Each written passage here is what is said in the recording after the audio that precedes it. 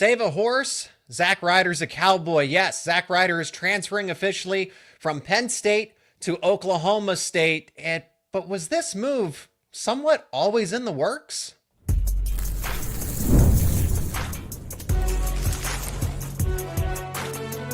You are Locked On College Crossover, part of the Locked On Podcast Network. Your team every day. And you are locked on to some college wrestling as former Penn State wrestler Zack Ryder went into the transfer portal and he announced his commitment to Oklahoma State. So plenty to discuss here is because there were rumors circulating that this was always in the works, which is why Penn State opted for a contingency insurance plan to go get Rocco Welsh. My name is Zack, I'm the host of Locked On Nittany Lions. That is Cody Stovall, the host of Locked On Oklahoma State, as we are breaking it all down here. We're looking for your comments too, so be active in the live chat and we'll bring all of you into this conversation. Cody, you got to be ecstatic for the Penn State side of things. It's, they have Rocco Welsh, but I know the potential of Zack Ryder and I hate to see him go. We're also going to talk about just that there's frustration that built up, the idea that Penn State kind of left behind the loyalty here, that Zack Ryder was brought in for the purpose of replacing Carter Starachi, and then they go and get Rocco Welsh out of the transfer portal. So, but there's also the rumor that this was going to happen. Maybe that David Taylor was not going to give up on some of his proteges. Zack Ryder was one of them, gave up his senior year of high school, moved down to State College, Pennsylvania, and trained with David Taylor for over a year. I just know that the Cowboys are getting an instant All-American contender with the motivation. Maybe he becomes an instant national title contender. All I know is 184 is loaded, no matter how you look at it. Well, this is going to give us a good opportunity to see more of what David Taylor can do, right? The bonus point system that Penn State has flourished off of, he's trying to implement at Oklahoma State. And if you look back to this previous season, Dustin Plott, he's a bad mamma jamma, but he was never really a points guy, and it didn't really look like he was going to be that. Same could be said about Cam Amin. Now you have some individuals that he's been training with for years, right? And of course, we make jokes about being the Oklahoma State Nittany Lions now in the wrestling room, but you just kind of hit the nail on the head. It goes a little bit deeper than that. Of course, if you're the most successful program in the last decade plus, it makes sense to steal people from you. It'd be like in football, when people go and get somebody from Alabama, it adds so much cachet that you instantly think that that's going to be a quality transfer. But we also know that the bonus point system that Cale Sanderson put forth was partially due to David Taylor, right? So the budding rivalries that were brewing at Penn State now can have a little bit of this Oklahoma State flavor to it, because we're getting not only the coaches, right? Coach Kennedy last year, and people thought maybe there were going to be a wave of wrestlers as well. That did not happen. And now we're doing it this year. I'm all about it. I think it's an exciting time for Oklahoma State, but I also think it's a great time for college wrestling in general. They're creating some buzz after the Wyatt Hendrickson stuff, after the Carter Starachi stuff. It does feel like the sport of wrestling is kind of starting to get pushed in the forefront a little bit more, and I think it's about damn time. And that's what everybody's calling for Penn State and Oklahoma State to have a duel to settle all of this. Settle all of this. Listen, and Oklahoma State versus Iowa, it's awesome. But if you watch the Nationals, we already proved that that's not even a necessary event anymore. Bring on the Nittany Lions. Make this a thing. Replace it with Iowa. I think it's only a matter of time. It needs to happen. But I will admit, it would happen if you guys would compete in the dual meet stuff. But, that's a different topic for a different day. Let's stick with Zack Ryder here and then talk about some of the extracurriculars, right? Is Oklahoma State catching? How close are they to Penn State, right? I think they are gaining ground in a sense from David Taylor and just interest. There's intrigue. People want to go to Oklahoma State, and now that's a challenge to Penn State. Zack Ryder is one. He didn't go somewhere else. Everybody knew instantaneously that he was going to go to Oklahoma State the second word got out that he was in the transfer portal. Right. There were the rumors that, hey, Penn State, they brought in Rocco Welsh because they knew that Zack Ryder at some point in time was going to leave and join his personal trainer, the guy that he worked with, build a relationship with, and that actually happened. But then there's the other side of it, that the Rocco Welsh move prompted Zack Ryder to do all of this, that he had no intention to do this. I look at it I think both sides hold value because Yeah. one way or another, the Rocco Welsh move was a reaction from Penn State because of Oklahoma State. So Rocco Welsh, one way or another, was going to end up at either Penn State or Oklahoma State. He was looking to leave Ohio State. Okay. Right. So he was going to either end up with Cale Sanderson or David Taylor. By David Taylor making a push and getting Penn State to say, all right, we need Rocco Welsh in here. And then they get him. And then it creates this domino effect where now Zack Ryder's available because he feels displaced. You know, competition, he's afraid of it, whatever, all that aside, I don't buy into any of that. I don't. But Josh Barr might be vying for 184 next season for Penn State. Rocco Welsh is now in the room. You were recruited to be the replacement for Carter Starachi. And all of that just went away. Just like that.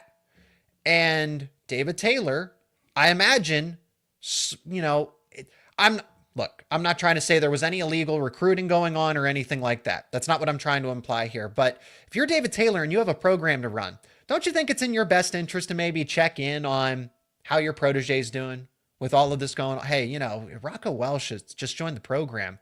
You know, just shoot a text to an old coach or something like that. Another coach that you're, hey, how's Zack Ryder doing? How's his family doing? And then that's how this can materialize. I think we're seeing it. There's always going to be the allure that if things don't work out at Penn State, you can go join David Taylor. Well, yeah, I mean, if you watch this previous season, right, Wyatt Hendrickson, Dean Hamady Jr., Troy Spratley, they weren't wrestling for natties before the David Taylor treatment. So that's going to be alluring for any transfer all across the country. Is clearly, you know, Oklahoma State has the historical cachet to now go alongside it being fun again. And this is a conversation I heard from a ton of fans this year that did not watch wrestling until this year, which is kind of a travesty, right, because of the history and John Smith. But nonetheless, people watch this year, and you don't have to understand the scoring system. You don't really have to understand how the points stack up. If it's fun, it's going to be fun for anybody. And David Taylor's kind of brought some of that back to Oklahoma State. And so there's going to always be some allure from every transfer place in the country. But of course, the Penn State tutelage that he was able to receive, I think that the timing of it with Rocco is more indicative of the fact that there was a little bit of a precursor already put in motion. Not to say that Zack Ryder was unhappy, because you can't be unhappy sitting behind a Carter Starachi level guy. You just can't, right? It is what it is. He's one of the GOATs, so you have to deal with it. But at the same time, I don't necessarily see it as Rocco coming in, and that was what led to Ryder leaving. I do think perhaps there was a little bit of that being a forced pressure, but due to the timing of it, it almost makes me believe that Penn State thought that Ryder was out, so they needed to bring in Rocco. And just the timing of it, to me, kind of leads some credence that way. That's a question we might never get the answer to. Right. We'll never truly know. Did Penn State see the writing on the wall? And as a top program, they know that they needed somebody? Or here's the other side of it too that I can't help but wonder about. You didn't want Rocco Welsh to go to Oklahoma State. That is an instant title contender at 184. And Penn State, if they didn't push for him as strongly as they did, what that tells me is that they believe that Rocco Welsh may in fact be better than Zack Ryder. Okay, that definitely communicates that. Don't tell me it doesn't at least communicate it, that you don't get the vibe that, well, Penn State thinks that Rocco Welsh, if it's worth bringing him in, it's because you don't know that Zack Ryder can get the job done and be a national title contender next season. And then also, you have to deal with Rocco Welsh going to Oklahoma State. That's why I said it was either way. Welsh was going to end up at either Stillwater or Happy Valley. And the domino effect is, you got him to Happy Valley, but at what cost? And that cost was Zack Ryder. Well, I think that even might indicate that Penn State might realize, Kel might understand that by 2027, 2028, Oklahoma State is going to be even more of a problem than now. So perhaps he viewed this as one of these two dudes is going to end up in Stillwater. Which one of these two dudes can win me another natty next year right away? And that seems that he sided with the Rocco side of the equation. But again, this is the beauty of wrestling. As we just watched in the natties this previous season, a lot of fun things can happen with some extra enhancements in training. And nobody's going to sit here and say that Penn State doesn't train better than Oklahoma State, at least historically in the last 5 to 10 years. But there is something happening in Stillwater. It is making everybody pretty excited to be a part of it. And they felt like, in my opinion, Rocco was more suited to win a national championship next year when David Taylor's okay with playing a little bit of a long game. Not to mention, imagine the storylines, imagine the recruiting, imagine you and I having this conversation at the same time next year if Ryder or Braden Thompson were to knock off Rocco in the national championships. Then this brings David Taylor's cachet up to a completely new level as well. It certainly puts Oklahoma State where they want to be, at the top of the headlines, in the front page of the news, especially when it comes to sports overall. And they're doing it more ways than one. It's a publicity. All publicity is good publicity, right? So we got plenty to break down. As you mentioned, Braden Thompson there. That's the AJ Ferrari method. I don't know if I get down with that one. You mentioned this is a headline worth watching. You mentioned Braden Thompson's still there. So Zack Ryder's not walking into a wide open situation. One way or another, he's got to go through a competition, whether that's Rocco Welsh at Penn State, which is not happening now. You have to go through Braden Thompson if you want that starting spot at Oklahoma State. We're going to discuss that. And I'll tease this. I don't know that Rocco Welsh is the starter at 184 next season. We're going to talk about it coming up next here on this Locked On Crossover. And today's show is brought to you by Fabric. Life moves fast, especially when you have a family. One day you're watching your kids take their first steps, and before you know it, they're off to college. That's why securing their future is so important with Fabric by Gerber Life. It makes it simple to get term life insurance that fits your family's needs. With Fabric, you can apply for term life insurance online right from your couch. You could be covered in under 10 minutes. And in many cases, there's no health exam required. You get peace of mind. As a parent, you want to make sure that your family is financially protected no matter what happens. Fabric gives you that peace of mind. You'll get affordable coverage. You can get $1 million in coverage for less than $1 a day. So protecting your loved ones doesn't have to break the bank, and it goes beyond life insurance. Fabric also offers free digital wills and access to investment accounts to help you plan for your children's future. Join the thousands of parents who trust Fabric to help protect their families. Apply today in just minutes at meetfabric.com/lockedoncollege. That is meetfabric.com/lockedoncollege. Policies issued by Western Southern Life Assurance Company, not available in certain states. Price is subject to underwriting and health questions.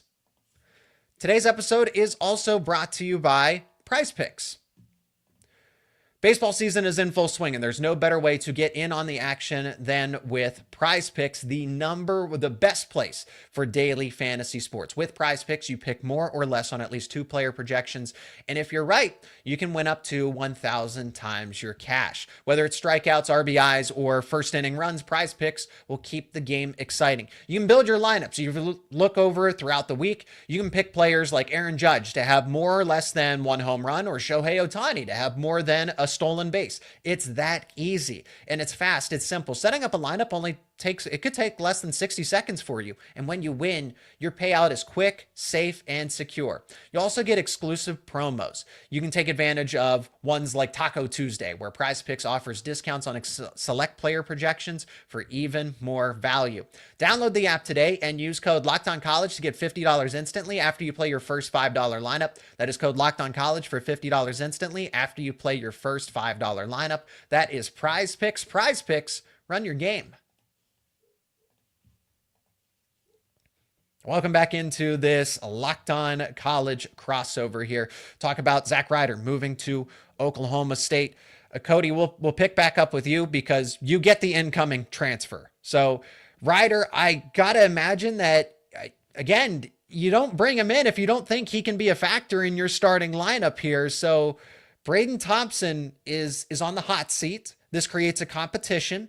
And I know everybody's pointing out that Braden Thompson a couple years ago had defeated Zack Ryder in a head-to-head matchup, but in the present, those two aren't the same wrestlers that they were a few times ago. If I can point out, I think it was Carter Starachi back in high school. I'm blanking on the name, so I don't know how. Shane Griffith, that's it. Shane Griffith of Stanford and then ultimately Michigan. Carter Starachi lost to him in the Pennsylvania State tournament, but then it went and beat him in the NCAA tournament when it mattered in that moment. So just because they wrestled 2-3 years ago doesn't mean that it's not going to play out differently there. So I got to imagine that Zack Ryder is the instant starter at 184 for Oklahoma State, but give me the case for Braden Thompson. Well, you just mentioned it. Obviously, they do have a history, but you also have to take into consideration the level of training. And again, we're not going to say that Penn State doesn't have phenomenal training, but if you were to look at the Oklahoma State wrestling room, the fact that we brought in several guys from the transfer portal this last year, and David Taylor does still get out on the mat and roll around. And then with some of the RTC guys that you have some crossover with, the training that he's got to get with guys like Dustin Plott, I think are going to be something that's going to teach him a little bit of the fine tuning of technique. But the Zack Ryder equation, it's going to be absolutely phenomenal because you have some Dustin Plott training. You also have some Carter Starachi training, but they both have the equalizer in David Taylor. Braden Thompson has been very good at Oklahoma State, even when he wrestles unattached, right? The Southern Scuffle, things of that nature.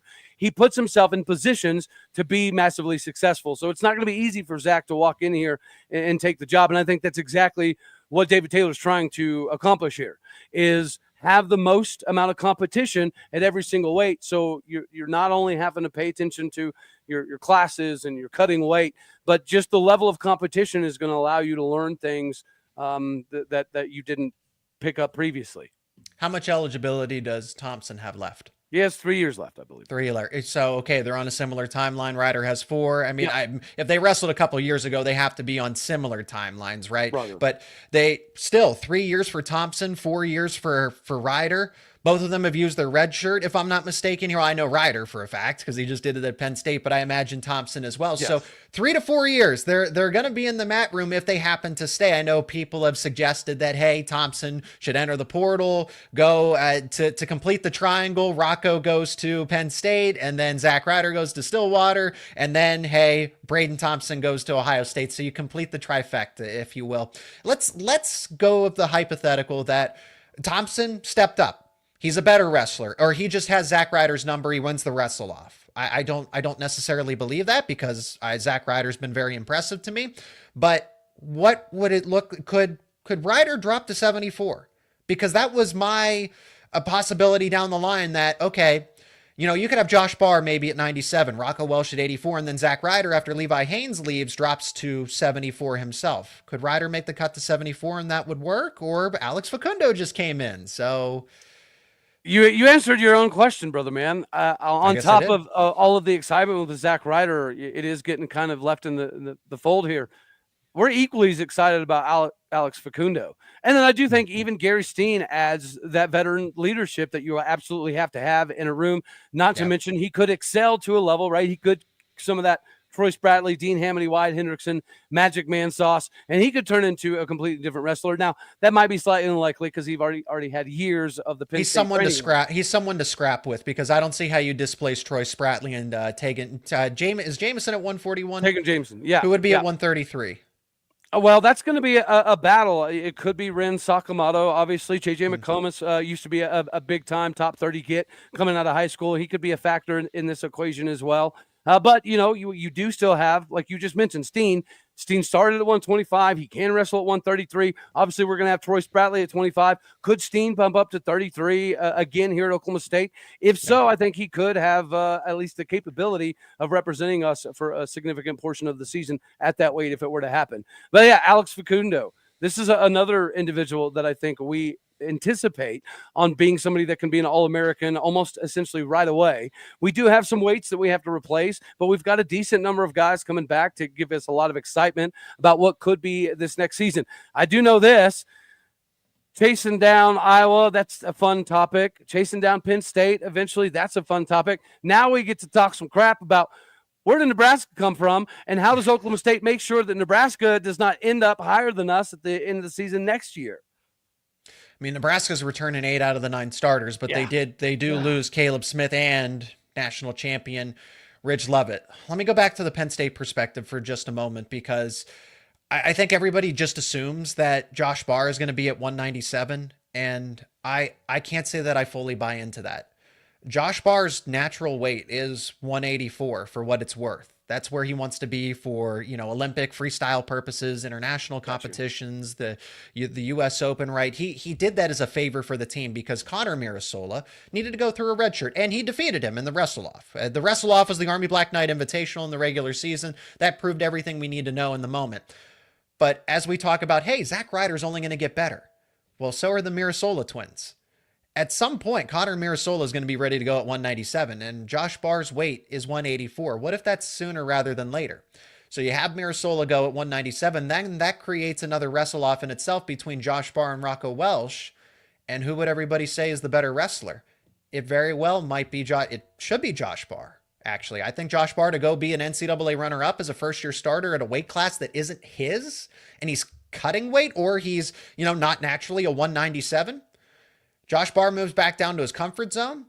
And then Rocco Welsh essentially goes through a double red shirt. I know he's not going to be able to get the eligibility, but you either A, create depth at 184 and you have Rocco Welsh, or B, I think Cale Sanderson's playing the long game here. Levi Haynes graduates after next year.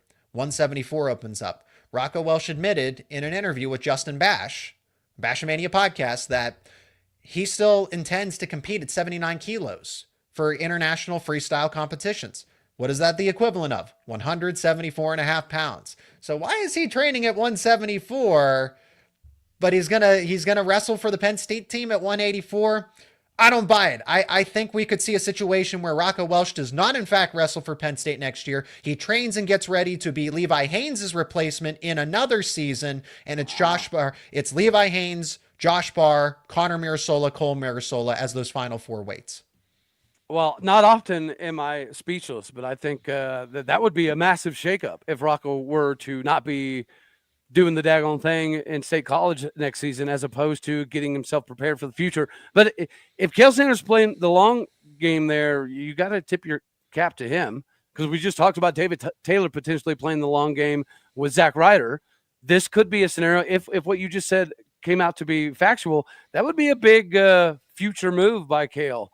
That you could have done the same thing with Zack Ryder. I dig it, man. But it ends up being Rocco Welsh. It ends up being Rocco Welsh. Like I said, it was all reactionary. It was either Rocco Welsh was going to end up at Oklahoma State or Penn State. And now, as a result, because he's at Penn State, that opens up the door for Zack Ryder. And here we are in the present. So, well, and I'll tell you, as an Oklahoma State fan, if that were to be the question, right? Do you get Rocco? Do you get Zack? I think that most of us would agree in Cowboy country that Zack would be the better option, because again, nobody's upsetting Penn State likely for the national title next season. It's just probably not going to happen. You're playing the long game. It's yet another, yeah, exactly. It's yet another conversation of second place. So if we're playing the long game, thinking we can catch you by 2027, that's where the Zack Ryder conversation, I think, comes even bigger. We're going to get to the comments section. Appreciate your patience in the live chat. We're going to get your thoughts, your comments on the Zack Ryder news and anything else that we've discussed here, and also just have some final thoughts. How close is Oklahoma State to catching Penn State, since we just put it out there that no one's catching Penn State next season. But what about a year, 2 years from now, right? The following season or the year after that? Is it going to take a long time, or is it sooner rather than later? Well, we got all of that and more coming up here on this Locked On Crossover. And today's episode is also brought to you by 5 Hour Energy. Daylight savings snuck up on us again. And if you're feeling that lost hour of sleep, 5 Hour Energy has your back. The extra sunshine means more time for fun, but sometimes you just need a little boost to power through all of it. So whether you're staying up late, or you're squeezing in a round of golf after work, or you're just trying to keep up with your busy day, 5 Hour Energy gives you that quick, refreshing pick-me-up whenever you need it. And you've probably been staying up late to watch all of this tournament action, all of the basketball madness. You're probably feeling sleepy the next day, or maybe your sleep schedule's off now. 5 Hour Energy will help you keep up with the next day. Extra daylight means extra activities. With longer days, if you love to get outside for a hike, you go for a jog, you can get a quick boost from 5 Hour Energy. And you get the on-the-go convenience. Whether you're at a game, you're traveling, you're at an event, 5 Hour Energy is easy to grab and will keep you feeling refreshed. Head over to 5hourenergy.com to find over 15 flavors to choose from, including watermelon, blue raspberry, peach mango, or tropical burst, and more. You can even build your own 12 or 24 pack and have it shipped right to your door. Do you need one now? Grab a 5 Hour Energy shot at your local grocery or convenience store. They are everywhere. Stock up today and stay energized with 5 Hour Energy. Again, that is 5 Hour Energy. Home stretch here on this Locked On Crossover, and we want to reward everyone's patience in the comments section. Let's react to some of these. They're coming in. Is this a retelling of how the David Taylor Cale Sanderson 2010 story when Cale left Iowa State. It does have a little deja vu ring to it, doesn't it, Cody? Well, the irony there is, I remember when this happened, I was mad because I was pissed that Cale would leave his alma mater to go to a random school when Iowa State does have a very good history in wrestling. So it's not like he couldn't have built them into maybe not the powerhouse level that Penn State is, but I felt like he abandoned a Big 12 school, and I was mad about it. Well, all right, I'm not so mad anymore, and I do hope that there's a little bit of a historical lesson there because Cale's remained at Penn State forever and a day. Hopefully, David Taylor takes the Cale Sanderson route, leaves his alma mater, but stays at the next place for 15, 20 years. That would be absolutely fantastic. But I do think you can draw the parallels here. It does make a lot of sense. Yeah. And I think it's great for wrestling. This is you said the AJ Ferrari method of not.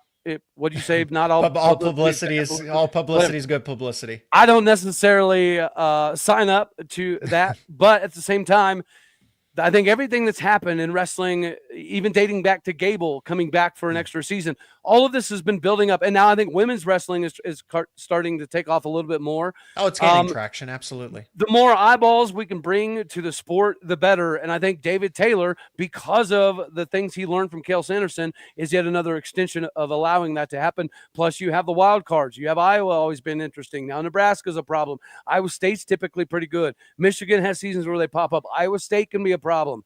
It's a good time, and I appreciate the parallels of that comment.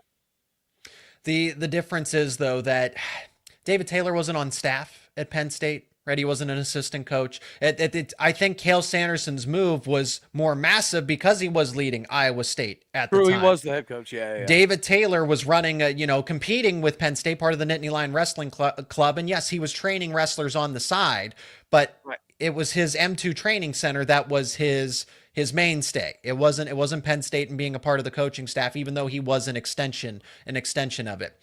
David Taylor gave Oklahoma State fans life again. Cody, I'm sure you can attest to that here. They're so much more active everywhere, especially on Twitter. They were non-existent on social media for years. Cody, I'll let you have that one. He's 100% realistic. And then again, we talked about this a little bit earlier. It's kind of a travesty that we just started bringing in new fans. You would think with the history of Oklahoma State and John Smith that we would have, had this kind of following previously, but it's not true. It just exploded. And he's right. The social media presence from Oklahoma State wrestling this season and the fan base interactions have been entirely different. I mean, people were giving the fan base a hard time because you'd go to an Oklahoma State men's basketball game and there'd be like 4,000 people, and then you'd go to wrestling and there's 10,000 people. But I think that accentuates the fact that David Taylor has brought a new level of excitement to the sport of wrestling in Stillwater. And for that, we'll always have a ton of gratitude, especially if we can chip down this Penn State tree and bring us home a natty in 2027. All right, so that's how far out we're looking here. Is the 2027 NCAA tournament. So it's funny, right? Because we talked about this previously, and you mentioned you think it'll be 2028, and I said we'll have a shot by 2027. I said that with a lot of orange Kool-Aid in my veins. Now I'm telling you right now, Zach, I believe it. Because of what we just witnessed out of the transfers that came to Oklahoma State, 5 transfers, 3 of them wrestled for natties, 2 of them win a natty. Now you're seeing the Zack Ryder stuff, the Facundo stuff, the Steen stuff. And then we can't forget about Casey Swiderski, an All-American from Iowa State. This is building up for us to be able to capitalize sooner rather than later. I think 2027 went from orange Kool-Aid to absolutely this is now the expectation. It's the recruits as well. I know Jax Forrest and Drayshawn Ross are in the class of 2026. And by the time, it depends what their ultimate timeline is, but because Drayshawn Ross is going to have to redshirt, I don't know if Jax Forrest has to. Maybe it's in his best interest, but I look at Sergio Vega, right? And the impressive recruits that he is bringing in, D. Lockett as well. I think D. Lockett's almost an instant NCAA title contender, definitely an instant All-America contender. Do you want a red shirt, kind of like an Angelo Ferrari, and just give him an extra head start?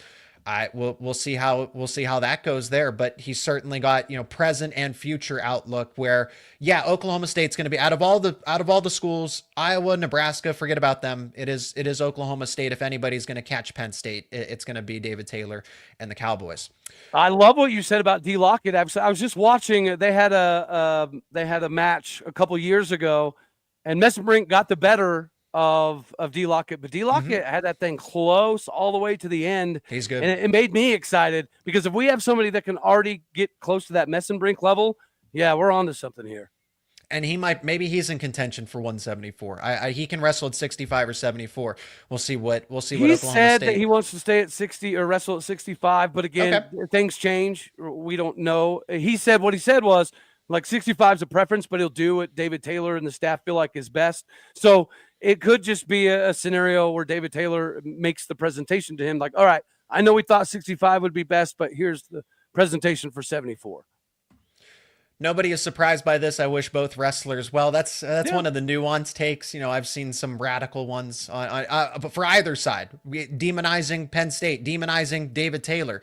But so that's kind of the level-headed, and that's what I've said, that it's the best outcome for all parties involved. Zack Ryder, Rocco Welsh, Penn State, Oklahoma State. I really don't think there's any other way to slice it than that. Reaction to what I said about Josh Barr being at 184. Rocco didn't transfer to Penn State not to wrestle. He will be in the lineup or back in the portal. That would hurt. That would hurt a lot. He's already used his red shirt, which is, he would have had to one way or another at Ohio State, I suppose. Because either way, you were going to lose that year of eligibility based on what I think could happen and very well may happen. Honestly, I'm leaning towards that. I would say that's actually the likely outcome, is that Connor Mirasola is ready to go at 197. And that means Rocco Welsh. It's not that, why'd you bring in Rocco Welsh? He's got to wrestle off somebody, and it's going to be Josh Barr, and that's not going to be easy. Maybe he defeats Barr. I don't know. I just know that you're getting into a wrestle off, and I think Josh Barr is better, but time will definitely tell. Unless Ryder was contacted by Taylor and then he entered the portal just so he could go to Oklahoma State. Well, all of this transpired after Rocco Welsh committed to Penn State, right? It's going to be a lot of hearsay. He said, she said. I don't think we'll ever get it. I've been trying to get to the bottom of this. I've been asking around as far as what happened, somebody described it perfectly on X, Twitter. What came first, the chicken or the egg? Was it David Taylor was always in Zack Ryder's ear and Penn State had an insurance plan once they heard that Rocco Welsh was going to be available and wanted to leave Ohio State? Or was it that they didn't believe in Zack Ryder? They forced his hand ultimately, and then they went and got Rocco Welsh. You can see both sides of it. You really can. And I think at the end, if Penn State didn't feel strongly enough, if they felt so strongly about Rocco Welsh that they went and got him out of the transfer portal, right? I absolutely don't think there was anything nefarious going on, but in the wild, wacky world of the transfer portal and NIL era, you're always gonna stay close to the brother, sister, cousins, daughter. You know what I mean? Mm-hmm. And even if it's just simply, hey, how's things going up in State College? How's his weight cut going? Blah blah blah. You are gonna stay somewhat connected. If you felt like you had a hand in him developing, or you had a hand in him getting recruited, just simply checking in with family members is technically always a way to kind of stay in the ear. But again, the nefarious nature that some have insinuated, I don't buy that whatsoever, because Oklahoma State carries a big enough name that we don't really need to do nefarious stuff, as does David Taylor. And he wouldn't operate. I don't think he'd operate that way. Exactly. There was no need for any hanky-panky to go on. I think a lot of this is by the process of natural osmosis. We're past our 30-minute mark because that's where we're supposed to keep these shows at, but it was great to get the comments in here from the live chat. Definitely thoughtful insight. Back and forth conversation that's probably going to continue like this. We're going to have see, that's the thing though. Nobody's ever going to leave Oklahoma State for Penn State. It's always going to be that David Taylor's coming and he's going to catch Cale Sanderson at some point. Maybe it's sooner rather than later. I still say it's 2028 because Luke Lillidahl, Josh Barr, now Rocco Welsh, right? But Penn State has this down to a science where they have a 2, 3, 4 year plan. And David Taylor's still new to this. He's still new to this. So remember, Penn State got Jaden James top 5 pound for pound ranked wrestler in the class of 2026. Poor Yeah, Virginia Tech. So just when Oklahoma State lands a punch, Penn State doesn't hesitate and swings right back, metaphorically. But Oklahoma State might, who knows? Again, Penn State won with Rocco Welsh, but at what cost? Zack Ryder. So that is going to do it for this Locked On crossover. He is Cody Stovall, host of Locked On Oklahoma State. I'm Zack Sako, host of Locked On Nittany Lions. Thank you so much for joining this live show. If you are new to either of the channels, make sure you subscribe to both of us for the latest updates around Penn State sports, Oklahoma State sports, Oklahoma State sports, whether that's football, wrestling, basketball, you name it. We got it covered here on both of these channels, and we are part of the Locked On Podcast Network, where it is your team every day. Yes, sir.